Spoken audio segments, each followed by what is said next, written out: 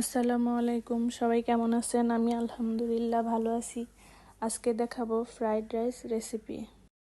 প্রথমে একটা পাত্রে পানি দিয়ে একটু তেল আর লবণ দিয়ে ফুটিয়ে নিয়েছি। এখন আমি চালগুলো দিয়ে দিচ্ছি।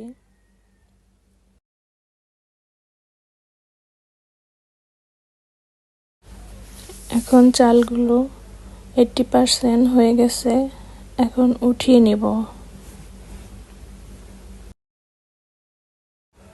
তারপর অন্য একটি পাত্রে পরিমাণ মতো তেল দিয়ে দিলাম, কিছুটা পেঁয়াজ দিয়ে দিলাম, এরপর একটু নাড়াচাড়া দিয়ে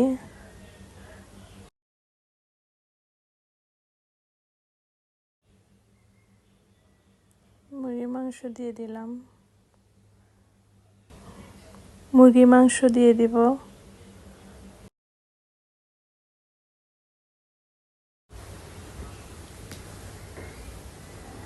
এখন গাজর স্লাইস দিয়ে দিব 1 কাপ,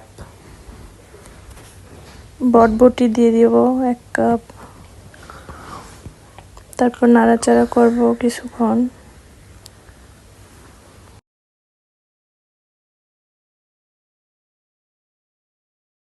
এখন স্বাদ মতো গরম মশলা দিয়ে দিলাম অল্প। তারপর ডিম আর চিংড়ি মাছ ভেজে রেখেছিলাম, ওইটা দিয়ে দিলাম। এখন ভালো করে নেড়েচেড়ে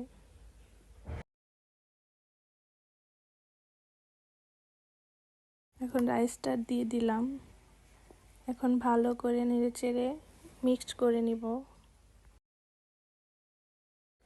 এখন 5-6টা কাঁচামরিচ কেটে দিয়েছি আর সয়া সস দিচ্ছি 2 চামচ। দিয়ে সয়া সসটা দিয়ে ভালো করে নেড়েচেড়ে আমাদের রাইসটা এখন হয়ে যাবে। সয়া সসটা দেওয়ার পরে কালারটা অন্যরকম হয়ে যাবে, ফ্রাইড রাইসের যেই কালারটা ওইটা আসবে। ফ্রাইড রাইসটা হয়ে গেছে, এই যে আমি দেখিয়ে দিচ্ছি। এখন আমরা পরিবেশন করব।